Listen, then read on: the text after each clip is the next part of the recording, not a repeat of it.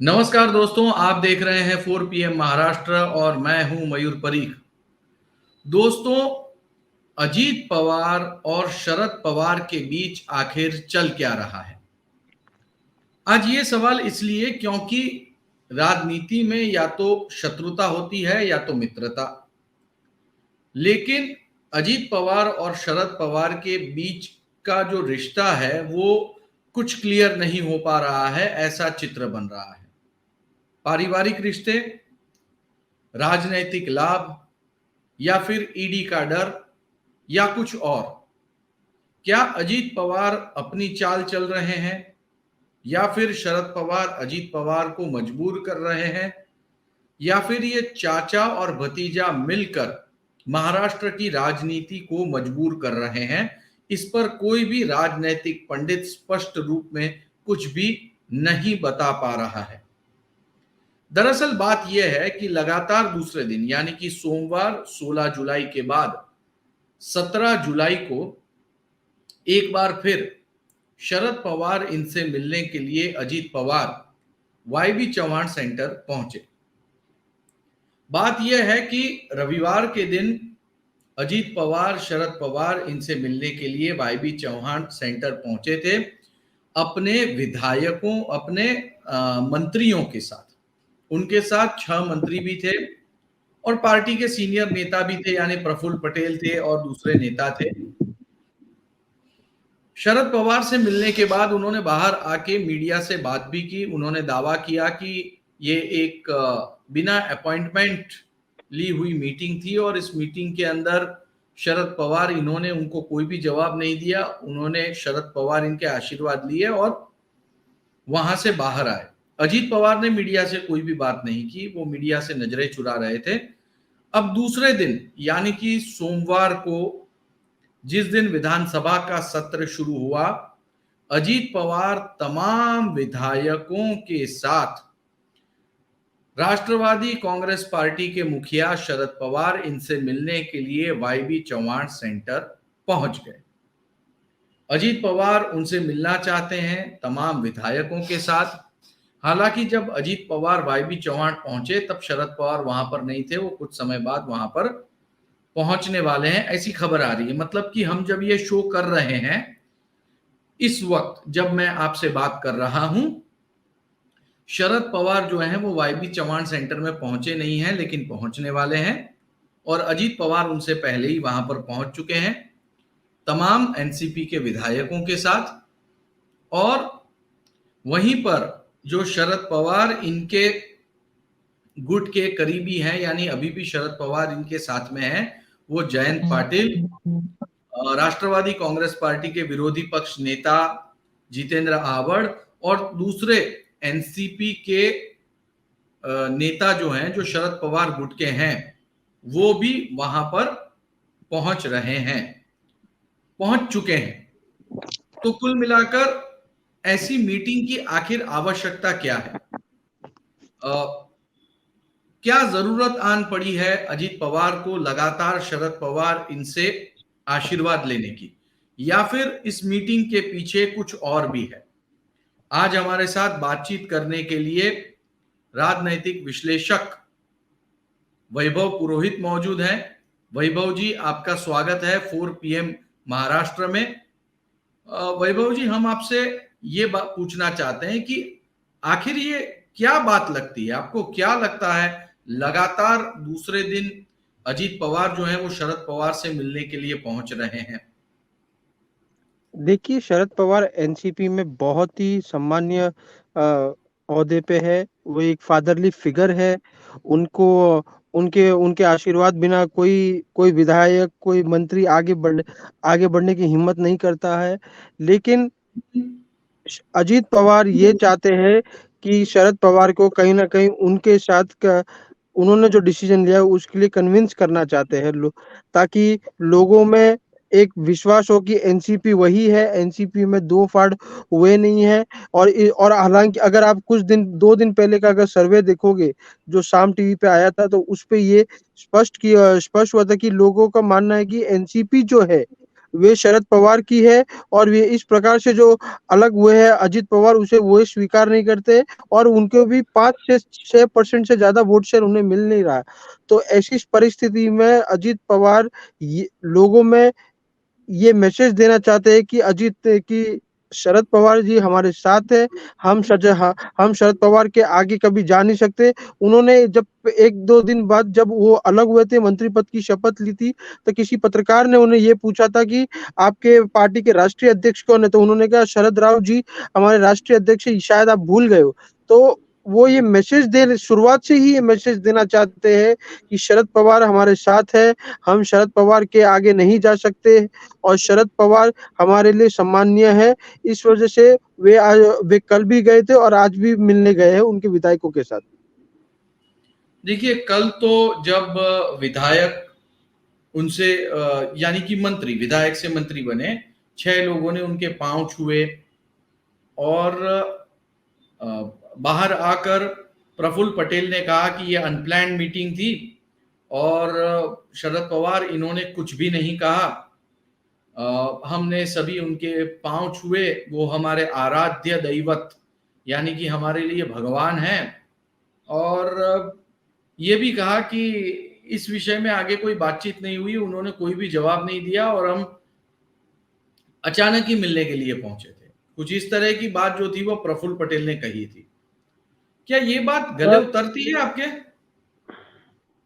देखिए शरद पवार जी के बारे में कहा जाता है कि वे अपने पत्ते जल्दी से खोलते नहीं है, वे क्या कर रहे हैं वो जल्दी से किसी को बताते नहीं है।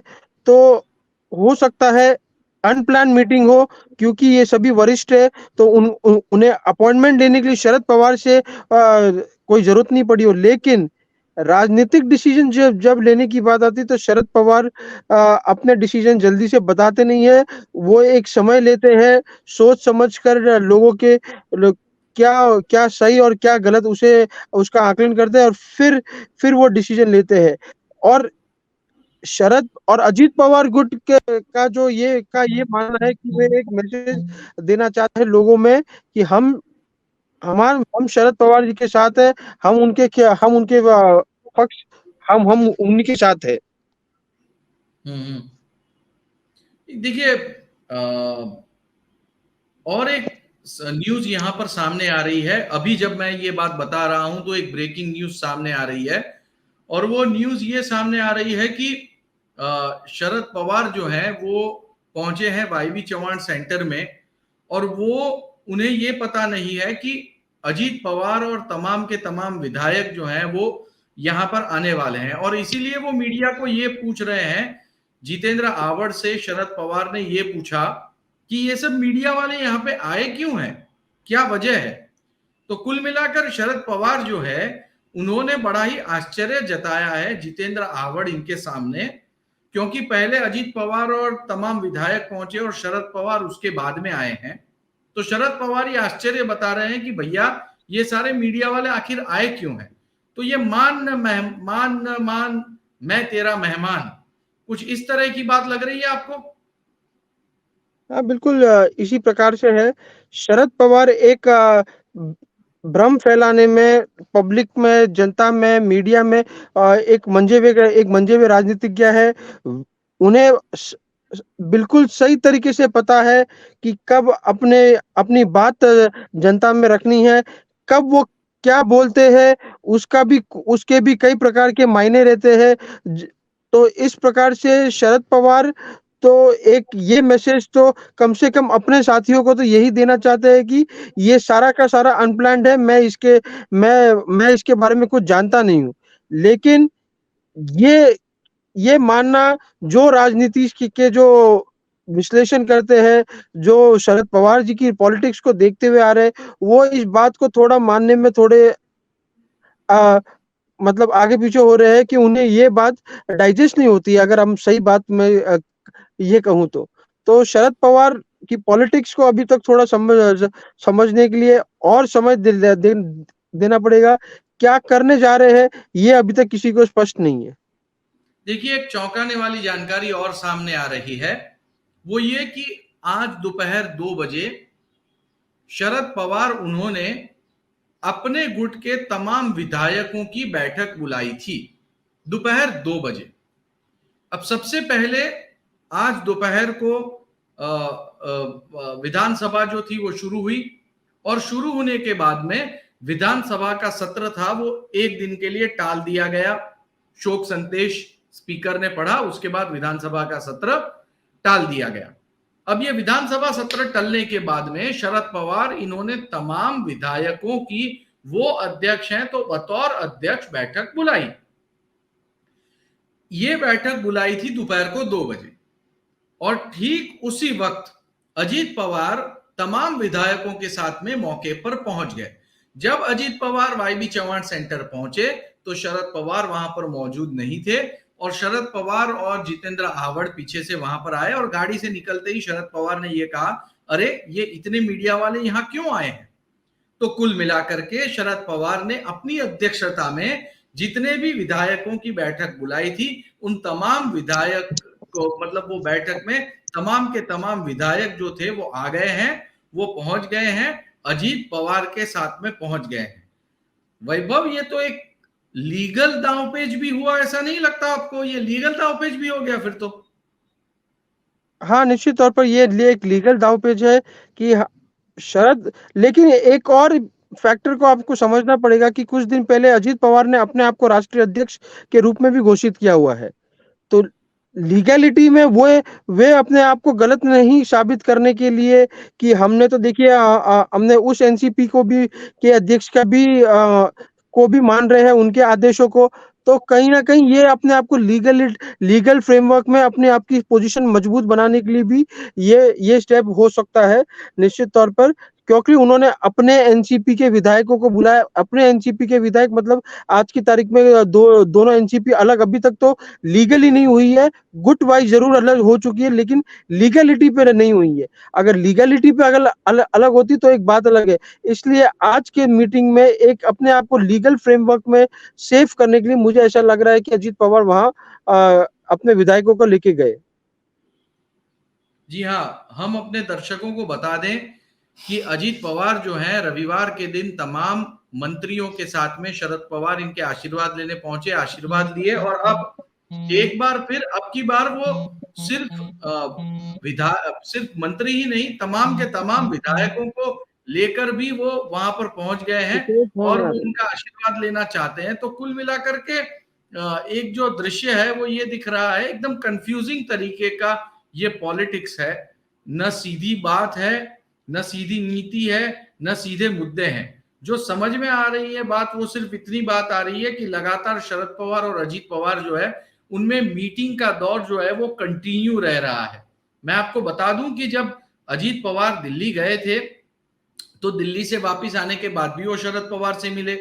जब उन्होंने मंत्री पद की शपथ ली उसके बाद मिले, जब उन्होंने सभा की थी तो उसके बाद भी मिले। इस तरह से वो लगातार शरद पवार इनसे अपना संपर्क सूत्र बनाए हुए हैं। इसी बीच आज सुबह एक चौंकाने वाली खबर आई थी, और वो खबर ये थी कि आज यानी 17 तारीख को रात के विपक्षी नेता पद के विपक्षी नेताओं की जो मीटिंग होने वाली है उस मीटिंग के अंदर शरद पवार नहीं जाएंगे। ये बात आधी सही निकली, आधी गलत। जो बात सही निकली वो इस प्रकार से सही निकली कि शरद पवार जो हैं वो इस मीटिंग में हाजिर नहीं रहेंगे, यानी कि रात के डिनर में हाजिर नहीं रहेंगे। लेकिन शरद पवार गुट की ओर से यह बात बिल्कुल साफ कर दी गई कि उसके दूसरे ही दिन यानी 18 तारीख को शरद पवार जो है वो विपक्षी नेताओं की मीटिंग में हाजिर रहेंगे। तो कुल मिला के महाराष्ट्र की राजनीति में बहुत ज्यादा गड़बड़झाला चल रहा है। ऐसा माना जा रहा है कि अजीत पवार शरद पवार को मनाने की कोशिश कर रहे हैं। तमाम विधायकों के साथ वो शरद पवार के पास जा रहे हैं और उनसे रिक्वेस्ट कर रहे हैं कि तमाम विधायकों की यही इच्छा है, आप इन इच्छा का अनुमोदन कीजिए, इन इच्छाओं को स्वीकार कर लीजिए, और हमने जो अलग गुट बनाया है उसको मान्यता दे दीजिए, और साथ में मिलकर हम सत्ता स्थापन करते हैं। लेकिन शरद पवार इसके लिए राजी हों ऐसा सरसरी तौर पर बिल्कुल ही नहीं लग रहा है। इसीलिए रविवार को शरद पवार ने किसी भी तरह के आशीर्वाद इन्हें नहीं दिए, और सोमवार को सारे के सारे जब मीडिया वाले आए तो शरद पवार जो हैं वो पूरी तरह से इस मीटिंग के लिए अनभिज्ञ हैं। तो मान न मान मैं तेरा मेहमान, कुछ इस तरह का दृश्य जो है वो मुंबई के वाईबी चौहान सेंटर में लगातार दूसरे दिन देखने मिल रहा है।